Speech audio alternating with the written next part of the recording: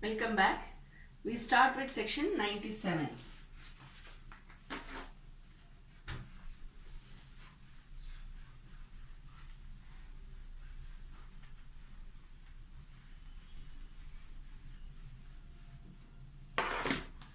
Section 97 reads as follows. What does it say? Evidence as to application of, again, application of language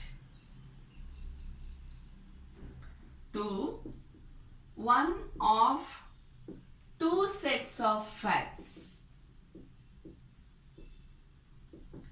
comma, to neither of which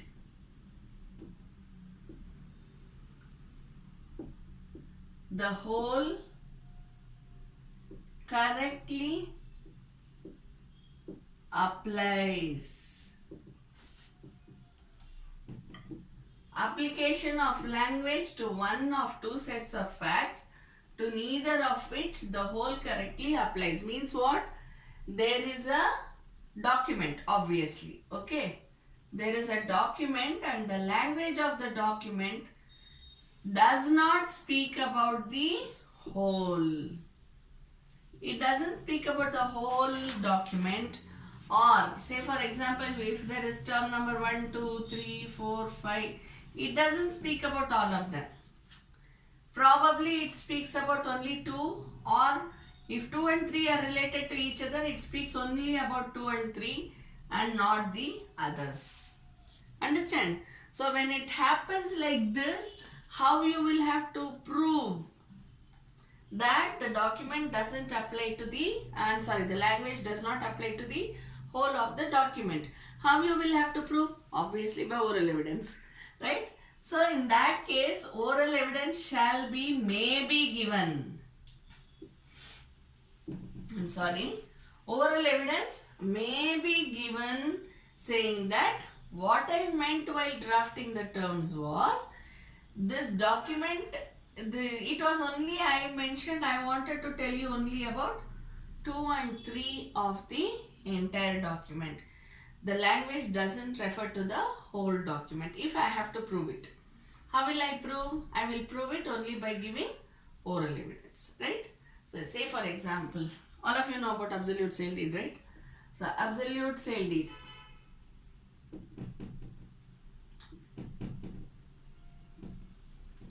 When I say the scheduled property,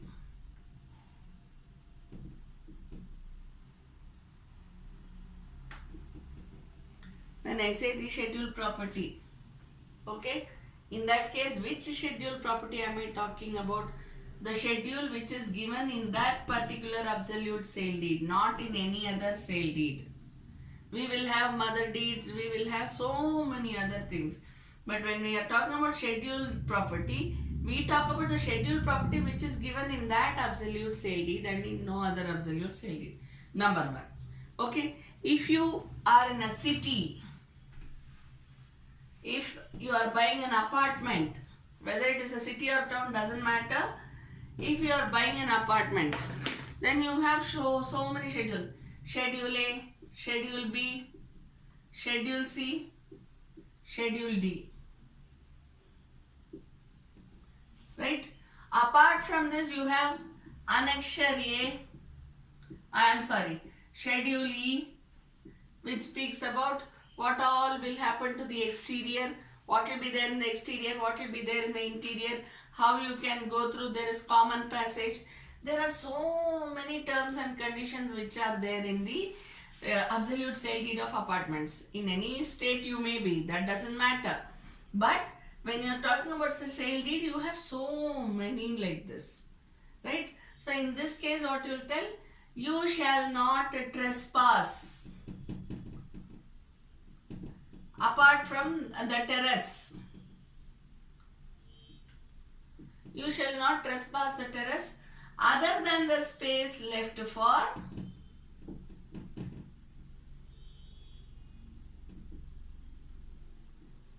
common passage.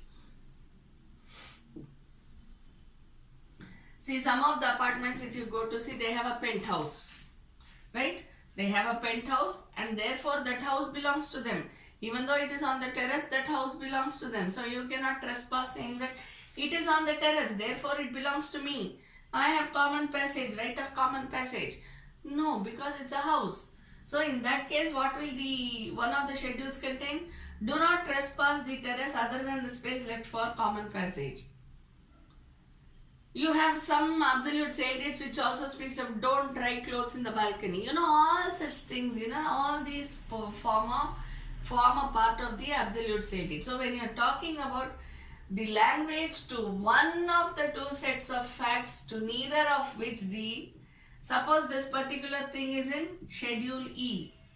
Then when you are writing it in the absolute sale date, you will write it as with reference to Schedule E. There will be a restricted right over the terrace. Okay. So with the reference to the terms given in Schedule E, there shall be a restriction over the use of terrace by so and so person, by the purchase. Understand? So here in this case, when there are two sets of facts, you are talking only about the Schedule E. If it is very clearly given here, then absolutely no problem. But if it is not given, then we will have to give oral evidence. That's why we say oral evidence may be given. It is not shall be given. Okay. So if there is a difference, if there is a confusion with regard to which set of fact are we talking about, then oral evidence may be given. See, I'll give you a simpler example. You may be having, not you, a person would have taken, say for example, a loan of 20 lakhs. 2 less I know, but still. Okay, 20 lakhs. Now he will have to pay an EMI of say 20,000 per month over a period of 10 months.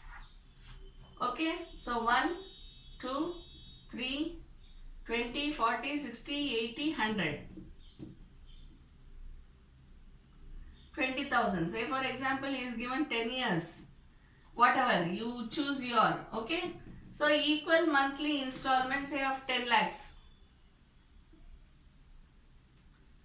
8, 9, 10. Now if you give a set of facts which says that he has not repaid EMI, then what will the other party say? No, I have repaid EMI. Only problem is I have not prepaid the EMI of these 3 months only. So when I am drafting, if I am saying that he has not given the EMI, it means he has not given the EMI for the entire 10 months. But if I am saying, so I have to be very particular. If I say he has not repaid EMI, then if my document is not clear, then I will have to give oral evidence saying that no, not the entire 10 months. What I mean is he has not given EMI for the 3rd, 4th and 5th month. Understand? So oral evidence may be given. Clear? We go to the next section. Section 98.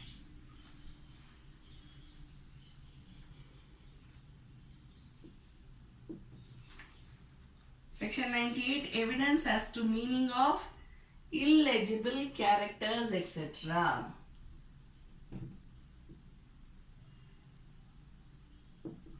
Meanings of illegible characters,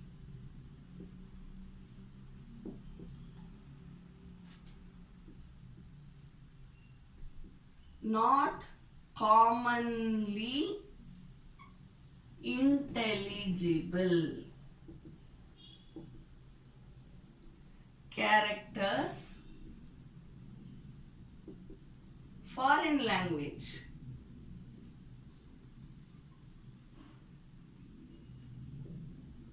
obsolete. Foreign words, don't say language, can be any, right? Foreign, obsolete, technical, local and provincial expressions.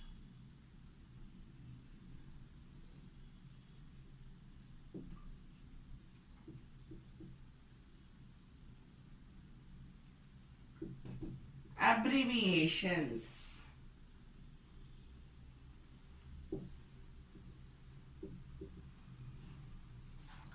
Words used in a particular sense.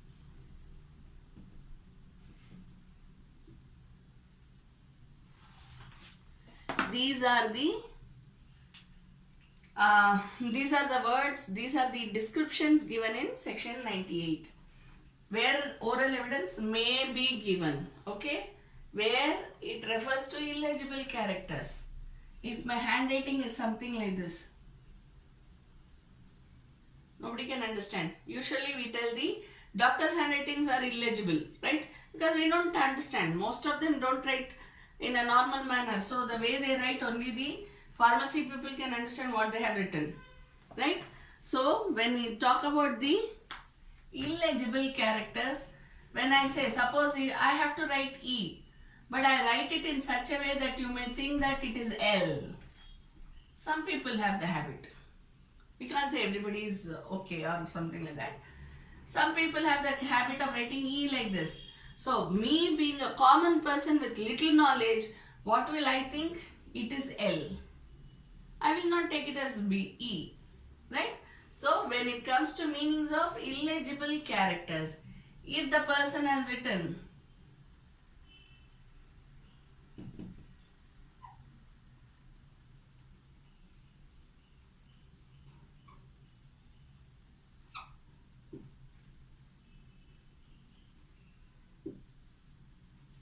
how will you read it as? Legible.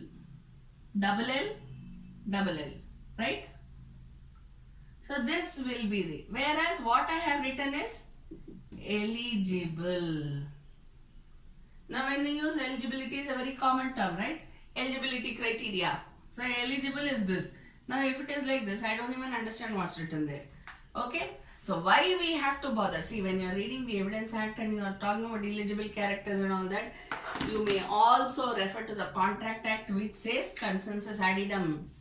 At the time of acceptance, how should the acceptance be? The person should be able to understand whatever is the offer in the same manner as meant by the offerer. Right? So here when you're talking, you can just, when you're studying, when you're doing your viva or when you're being a judge, it is very, very important for you to think in this manner. Okay? So illegible characters, I'm sorry. Thank you. Meaning of illegible characters. When it is an illegible character, then I may have to tell what I have written. See here, particular sense. Does it look like EN? No, it looks like an A. Right? How should I write sense? This is how I should write.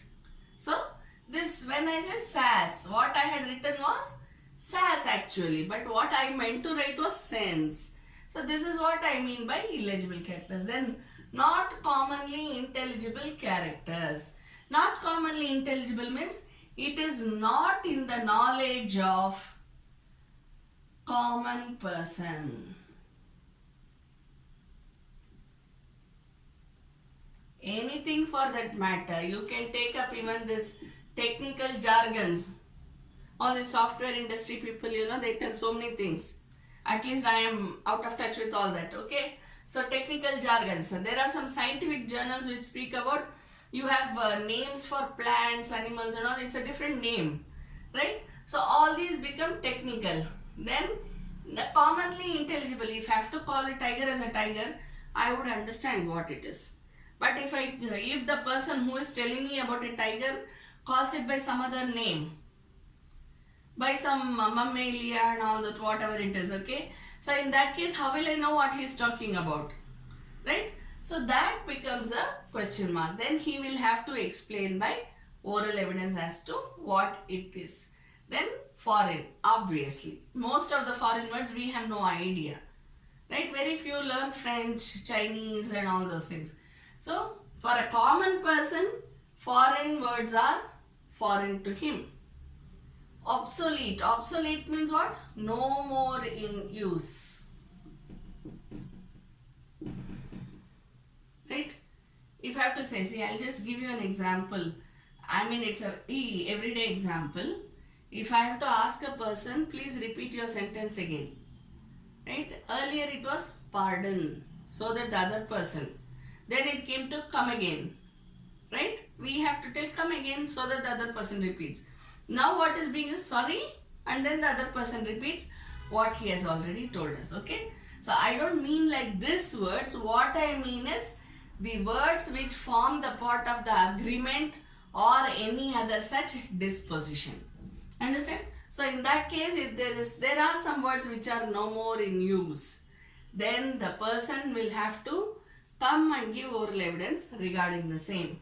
Then technical, we have already seen, it can be legal, it can be scientific, it can be spiritual. We already read tenets, spiritual tenets and all that. It can be anything like that. And then we go to, see here, again you have a illegible character. What would you deem this to be? LOAL. But what I have written here? Local. So again see, I will have to give oral evidence now, right? So what we mean is local, where there is a local community. It belongs to, when I say local, it doesn't mean local area. It belongs to a particular community. Okay, only they will understand what it is. Just like how we say, every rites and customs and rituals belongs to are different for each communities. Same way, they may be having certain local expressions which only they will understand. For example, trade usages. In trade market, there are certain things. When they say bull, right, bullish stock exchanges. So when bull, bear, all these terms, for a normal human being or for a person who is not into all these stock exchanges and all that, bull and bear will only mean animals. But for a person who is into all these transactions and someone who has an interest in all this, bull and bear will make sense when we are talking about trade and stock exchanges. You understand? So these are all certain particular expressions. And then the provincial expressions. Provincial means what? It is all belonging to the royalty. When the Britishers were here, whatever were the expressions that he used. Now, many of the people, they make, I shouldn't be saying this, but they make fun of some of the authors in English literature. For example, when we say thou, thine, not everybody understands. We write in law itself, henceforth, wherefore, right? We know what it means. So all these become technical. But when we say thou, thine and all that, earlier all these were there in the part of our legal documents, but now it is no more there. But these become provincial expressions. Thou means you, thine means yours, right? So that becomes provincial expressions. Okay, and then we go to abbreviations. See here, NA. One more mistake. Abbreviation. Abbreviations. Abbreviation means what? Instead of saying rest in peace, we say RIP. This is abbreviation. Abbreviated form, short form. So when there are abbreviations, not all of us know all the abbreviations. So we need oral evidence on that. Okay? And then particular sense. When we say particular sense, there is a particular meaning to it. If I am giving the term, say for example, just now we discussed this, right? Bull and bear. The share certificate says, the share certificate or mutual fund or whatever it is, says according to the bull and bear you will be getting your returns. Okay. Now bull and bear. If I have to read this bull and bear, I will be in a confused state of mind. But I have to deal with this bull and bear in a particular sense. Which will be that particular sense? In relation to the stock trade. Understand? So in this case, when words are with particular sense, hence if I go to the court and say There is a confusion, Your Honor. I don't even know what he has written, but he has not given me any returns. So I don't know what is happening. Actually, I am entitled to all the returns and profits and bonuses and whatnot. Then the other person will come and say, sir, we have already written here as per the bull and bear, whatever, positions of the market or whatever it is. So he will tell this and then say that is why she did not get anything. Right? So he will have to give, he may have to give oral evidence.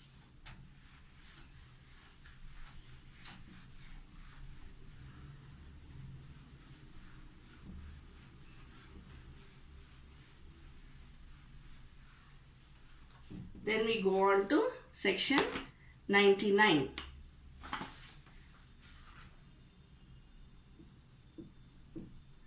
What does it say? Who may give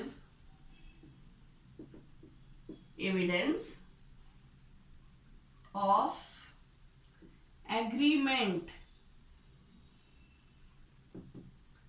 varying term of document. Here it is very clear. Varying term of the document. When it is varying term of the document, who may give evidence of agreement varying the term of document.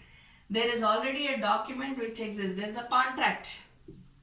Okay. Sometime back we did 5 lakhs is written in the document. But then orally it was told as 10 lakhs. How will the person prove, right? Same thing comes here. This is the document and then there is a oral term which talks about the varying term.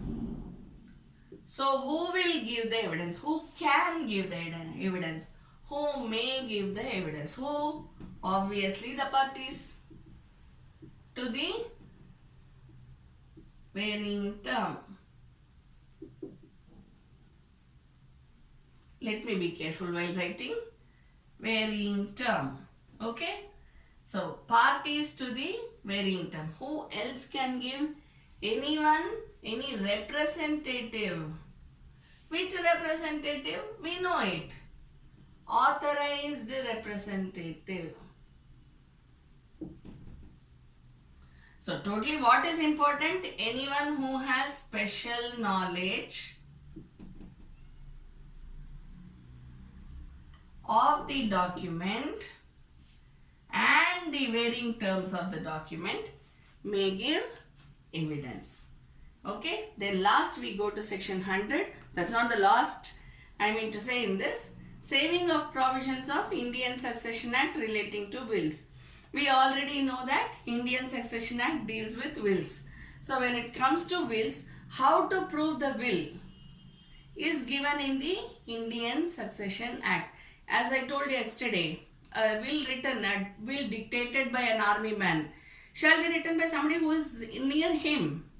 Not necessarily that that person should be a lawyer or there should be 2 witnesses, nothing. Therefore, evidence relating to a will shall be as per Indian Succession Act and need not necessarily follow the Indian Evidence Act. So, this is known as saving of provisions. Thank you.